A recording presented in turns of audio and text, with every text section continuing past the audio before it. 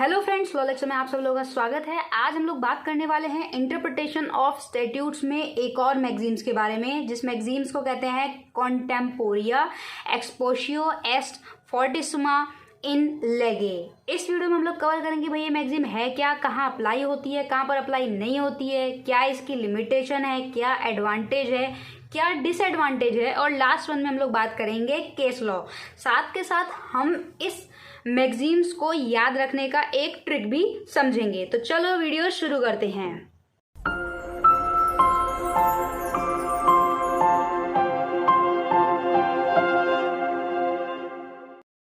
इस मैगजीम्स को हिंदी में कहते हैं तत्कालीन व्याख्या सर्वोत्तम और प्रभावी होती है। हिंदी में इसे ये कहते हैं। वैसे ये हमने रूल्स में पढ़ा था, इंटरप्रिटेशन ऑफ स्टैट्यूट्स में दो तरीके के रूल होते हैं, प्राइमरी और सेकेंडरी। ये सेकेंडरी रूल की मैगजीम्स है। ये एक लैटिन फ्रेज है जिसको लैटिन में कहते हैं कॉन्टेम्पोरनिया एक्सपोशियो एस्ट फोर्टिस्मा इन लेगे, जिसका मतलब होता है contemporaneous exposition is the best and strongest law. देखो, कॉन्टेम्पोरेनियो का मतलब होता है प्राचीन, एक्सपोजिशन ईस्ट का मतलब होता है इज, और फोर्टिस्मा का मतलब होता है स्ट्रॉन्गेस्ट, और लीगे का मतलब होता है बेस्ट। कोई भी चीज़ अगर हमें जाननी है या समझनी है तो सबसे पहले हम लोग क्या करते हैं, कहते हैं ना, उस बात की जड़ पे जाओ, उस बात की तह में जाओ। तो उसी तरीके से जब इंटरप्रिटेट करते हैं तो वो ये देखते हैं कि इस स्टैट्यूट को या इस लॉ को जब बनाया था, यानी कि जब ओरिजिन हुआ था, तब वहाँ पे उस स्टैट्यूट को बनाते समय किस तरीके से जो है इंटेंशन रही होगी, उसी तरीके से हमें वो चीज़ समझनी होती है। अब क्या है, ये एक तरीके से the best exposition of a statute है, यानी कि एक बेस्ट वे है इंटरप्रिटेट करने का। किसी डॉक्यूमेंट को आप उसी तरीके से रीड करो जब उसे बनाया होगा और बनाते वक्त रीड किया होगा। दूसरी बात, ये बेस्ट इंटरप्रिटेशन ऑफ स्टैट्यूट है, और any other document is that which has been made by the contemporary authority, यानी कि उस प्राचीन अथॉरिटी ने, या ये कह लीजिए उस ऑफिशियल डॉक्यूमेंट को बनाते समय जब बनाया होगा तब उस अथॉरिटी ने क्या सोचा होगा, क्या इंटेंशन रहा होगा, उस बात को समझें। यानी कि इन शॉर्ट आप बात की जड़ पे जा रहे हैं। अब बात करते हैं भाई इसके एप्लीकेबल की। तो ये जो मैगजीम्स है ये एप्लीकेबल होता है एशियंट लॉ पे, जहाँ पे लैंग्वेज जो है हैज़ इट एमोलॉजिकली डिफरेंट मीनिंग होती है प्रेजेंट कॉन्टेक्स्ट के। एक एग्जाम्पल से समझते हैं। जैसे कि पहले में क्या होता था, अगर किसी से बातचीत करनी होती थी, कोई संदेश पहुंचाना होता था, तो टेलीग्राम के थ्रू करते थे, जिसमें 2 से 3 दिन लगते थे। अब क्या है, हालांकि अब भी वर्चुअल टेलीग्राम हम लोग यूज़ करते हैं, टेलीग्राम ऐप हम सब ने सुनी होगी, बट क्या है कि यहाँ कोई मैसेज भेजा, देन वहाँ पे नैनो सेकंड में ही रिसीव हो जाता है।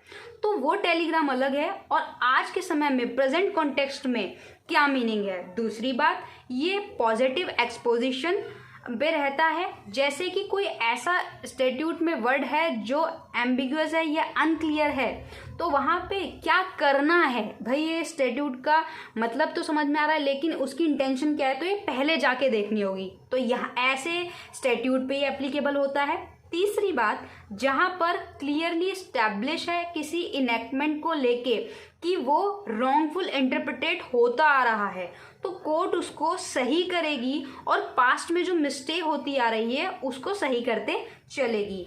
एग्जाम्पल यहाँ पे एक और एग्जाम्पल से समझते हैं। जैसे कि ट्रिपल तलाक, वो क्या था, पहले के टाइम पे सही माना जाता था। या एक और ले लेते हैं, सती प्रथा, पहले के टाइम से क्या होता था, उसको सही माना जाता था और वो चलती थी, लेकिन प्रेजेंट में बात करें तो ये तरीका गलत था, और यहाँ पे ये मैगजीम्स एप्लीकेबल होगी। अब बात करते हैं अकॉर्डिंग टू सालमन। सालमन ने ये बात कही कि जो एसेंस ऑफ लॉ है वो बात करता है स्पिरिट की, ना कि लेटर की। तो जहाँ पर सिग्निफिकेंट रहेगा कि उसका एक्सटर्नल मैनिफेस्टेशन है या वो इंटेंशन है वो क्या है, इंटेंशन पे जाएगा ना कि वर्ड पे। ये बात सालमन ने कही। बालेश्वर भागीरथी वर्सेस भागीरथी दास 1908 में केस आया जिसमें ये बात कही गई कि किसी भी स्टैट्यूट को आप उसके इंटेंशन के बेस पे उसको इंटरप्रिटेट करोगे, ना कि उस स्टैट्यूट के लेटर के बेस पे। अब बात करते हैं इसकी लिमिटेशन की। तो यह द यूजेस और practice can be use interpretation when the language, जहाँ पर क्या है लैंग्वेज एम्बिगुअस होगी, लेकिन जहाँ पर जो लैंग्वेज है अनएम्बिगुअस है यानी कि कोई डाउटफुल नहीं है, वहाँ पे ये यूज नहीं होगी। ये इसकी लिमिट है। दूसरी इसकी लिमिट है कि जो एशियंट एक्ट होंगे उन पर ही अप्लाई होगी वो, और जो मॉडर्न एक्ट होंगे वहाँ पर अप्लाई नहीं होगी। तो इसकी लिमिटेशन मॉडर्न एक्ट से पहले पहले तक की है। और इसमें एक चीज़ और होती है, मे बी बायस्ड और प्रीजुडिस भी हो जाता है।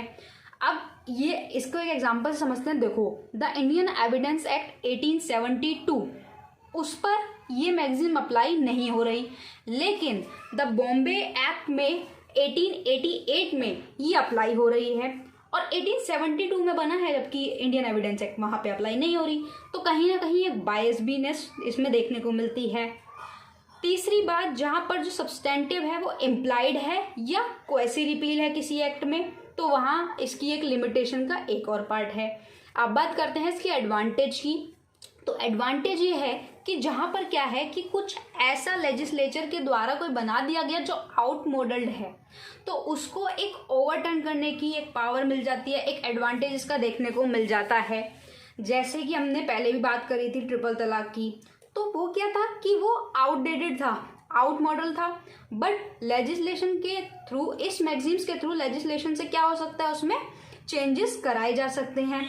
तो ये इसके एक एडवांटेज है। दूसरी बात, जो एटमोलॉजिकल मीनिंग है स्टैट्यूट का वो पता चलता है। तीसरी बात, जो ओरिजिनल स्टैट्यूट की स्पिरिट है वो बनी रहती है, जैसे कि अकॉर्डिंग टू सालमन ने कहा था। फोर्थ, जो डॉक्ट्राइन ऑफ स्टेयर डिजीज है वो भी अप्लाइड होता है। डॉक्ट्राइन ऑफ स्टेयर डिजीज मतलब जो कोर्ट ने पहले कोई डिसीजन दिए होंगे वो भी यहाँ पे अप्लाइड हो जाते हैं। एग्जाम्पल, ट्रिपल तलाक, LGBTQ पहले नहीं थे, लेकिन अब क्या हुआ, आउट मॉडल हुए ना, तो चेंजेस आए, तो ये इसके एडवांटेज हैं। अब बात करते हैं केस लॉ की।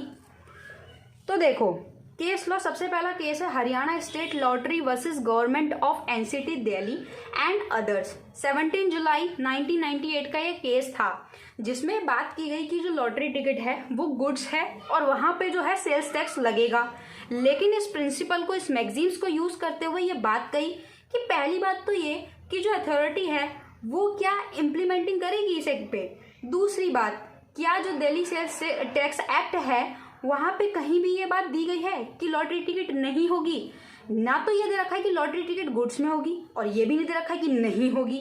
दूसरी बात, जो दिल्ली सेल्स एक्ट है ना वो एशियंट लॉ नहीं है, इसीलिए यहाँ पर जो ये मैगजीन्स है उसका यूज नहीं होगा और जो सेल्स टैक्स है वो गुड्स लॉटरी टिकट्स पे जो है लगाया जाएगा। दूसरा एक केस था KP Varghese versus income tax officer 1981। इसमें क्या होता है, एक पर्सन होता है जो कि एक प्रॉपर्टी खरीद लेता है। ये मैंने एग्जांपल के लिए लिखा है कि सपोज उसने 10,000 में खरीदी, अब वो प्रॉपर्टी का रेट जो है वो बढ़ा तो एक्स्ट्रा कैपिटल गेन हुआ। तो जब वो जो एक्स्ट्रा कैपिटल जो गेन हुआ, यानी 10K में सपोज उसने खरीदी है कोई प्रॉपर्टी और उस पर एक्स्ट्रा कैपिटल लगा, तो वहाँ पर क्या उसे एक्स्ट्रा कैपिटल गेन के पैसे देने होंगे, चार्जेस देने होंगे। तो उसमें कोर्ट ने एक बात कही कि इंटेंशन ऑफ पेमेंट और डिक्लेरेशन अगर सेम है तो जो गेन, जो कैपिटल आपका टैक्स होगा वो नहीं लगेगा, क्योंकि एक ही जो इंटेंशन थी वो बोनाफाइड थी और जो ट्रांजैक्शन था वो भी बोनाफाइड था, तो उसने किसी भी प्रकार का कोई फ्रॉड नहीं किया है। ये बात, सो होप सो ये आपको जो मैगजीन्स है वो क्लियर हुई होगी। और अगर ये मैगजीन्स आपको क्लियर भी हुई और अच्छी भी लगी तो आप अपने फ्रेंड्स पे शेयर भी कर सकते हो। और अगर इस चैनल पे नए हो तो सब्सक्राइब करके बेल आइकन प्रेस करो ताकि आने वाली जितनी भी वीडियोज़ हैं वो आपको टाइम टू टाइम मिलती रहें। Thank you so much.